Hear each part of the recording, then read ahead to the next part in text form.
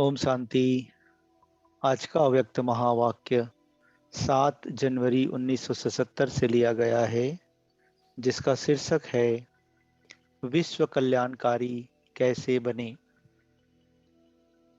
विश्व कल्याणकारी शिव बाबा अपने बच्चों को भी आप समान विश्व कल्याणकारी स्थिति में स्थित होने की विधि बताते हुए बोले, सभी आवाज से परे अपने शांत स्वरूप स्थिति में स्थित रहने का अनुभव बहुत समय कर सकते हो। आवाज में आने का अनुभव ज्यादा कर सकते हो व आवाज से परे रहने का अनुभव ज्यादा समय कर सकते हो। जितना लास्ट स्टेज अथवा कर्मातीत स्टेज समीप आती जाएगी, उतना आवाज से परे शांत स्वरूप की स्थिति अधिक प्रिय लगेगी। इस स्थिति में सदा अतीन्द्रिय सुख की अनुभूति हो। इसी अतीन्द्रिय सुखमय स्थिति द्वारा अनेक आत्माओं का सहज ही आह्वान कर सकेंगे। यह पावरफुल स्थिति विश्व कल्याणकारी स्थिति कही जाती है।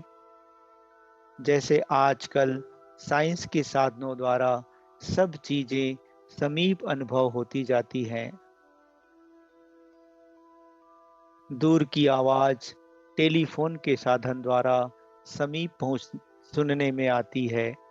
टीवी अर्थात दूरदर्शन द्वारा दूर का दृश्य समीप दिखाई देता है। ऐसे ही साइलेंस की स्टेज द्वारा कितने भी दूर रहती हुई आत्मा को संदेश पहुंचा सकते हो। वो ऐसे अनुभव करेंगे जैसे साकार में सन्मुख किसी ने संदेश दिया है। दूर बैठे हुए भी आप श्रेष्ठ आत्माओं के दर्शन और प्रभु के चरित्रों के दृश्य ऐसे अनुभव करेंगे जैसे कि सन्मुख देख रहे हैं। संकल्प के द्वारा दिखाई देगा, अर्थात आवाज से परे संकल्प की सिद्धि का पाठ बजाएंगे। लेकिन इस सिद्धि की विधि ज्यादा से ज्यादा अपने शांत स्वरूप में स्थित होना है। इसलिए कहा जाता है साइलेंस इज गोल्ड। यही गोल्डन एज्ड स्टेज कही जाती है। इस स्टेज पर स्थित रहने से कम खर्च बाला नसीन बनेंगे। समय रूपी खजाना, एनर्जी का खजाना और स्थूल खजाना में कम खर्च बाला नसीन हो जाएंगे। इसके लिए एक शब्द याद रखो। वह कौन सा है? बैलेंस। हर कर्म में, हर संकल्प और बोल, संबंध व संपर्क में बैलेंस हो तो बोल, कर्म, संकल्प, संबंध व संपर्क साधारण के बजाय अलौकिक दिखाई देगा, अर्थात चमत्कारी दिखाई देगा।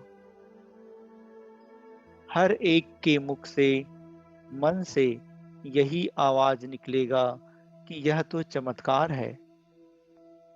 समय के प्रमाण, स्वयं के पुरुषार्थ की स्पीड और विश्व सेवा की स्पीड तीव्र गति की चाहिए, तब विश्व कल्याणकारी बन सकेंगे। विश्व की अधिकतर आत्माएं बाप की और आप इष्ट देवताओं की प्रत्यक्षता का आह्वान ज्यादा कर रही है और इष्ट देव उनका आह्वान कम कर रहे हैं। इसका कारण क्या है? अपने हद के स्वभाव, संस्कारों की प्रवृत्ति में बहुत समय लगा देते हो। जैसे अज्ञानी आत्माओं को ज्ञान सुनने की फुर्सत नहीं, वैसे बहुत से ब्राह्मणों को भी इस पावरफुल स्टेज पर स्थित होने की फुर्सत नहीं मिलती। इसलिए ज्वाला रूप बनने की आवश्यकता है। बाप दादा हर एक की प्रवृत्ति को देख मुस्कुराते रहते हैं कि कैसे टू मच अर्थात बहुत ज्यादा बिजी हो गए हैं। बहुत बिजी रहते हो ना। वास्तविक स्टेज में सदा फ्री रहेंगे, सिद्धि भी होगी और फ्री भी रहेंगे।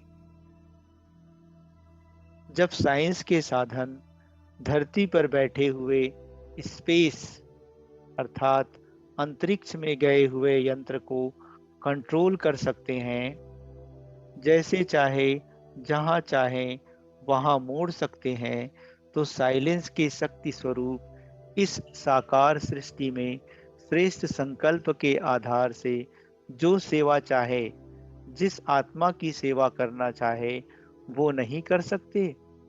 लेकिन अपनी अपनी प्रवृत्ति से परे अर्थात उपराम रहो। जो सभी खजाने सुनाए वह स्वयं के प्रति नहीं, विश्व कल्याण के प्रति यूज अर्थात प्रयोग करो। समझा अब क्या करना है? आवाज द्वारा सर्विस, स्थूल साधनों द्वारा सर्विस और आवाज से परे सूक्ष्म साधन संकल्प की श्रेष्ठता, संकल्प शक्ति द्वारा सर्विस का बैलेंस प्रत्यक्ष रूप में दिखाओ, तब विनाश का नगाड़ा बजेगा। समझा? प्लान्स अर्थात योजनाएं बहुत बना रहे हो। बाप दादा भी प्लान बता रहे हैं। बैलेंस ठीक ना होने के कारण मेहनत ज्यादा करनी पड़ती है। विशेष कार्य के बाद विशेष रेस्ट भी लेते हो ना। फाइनल प्लान में अथकपन का अनुभव करेंगे। ऐसे सर्व शक्तियों को विश्व कल्याण के प्रति कार्य में लगाने वाले, संकल्प की सिद्धि स्वरूप, स्वयं की प्रवृत्ति से स्वतंत्र, सदा शांत और शक्ति स्वरूप स्थिति में स्थित रहने वाले सर्वश्रेष्ठ आत्माओं को बाप दादा का याद प्यार और नमस्ते। अच्छा, ओम शांति।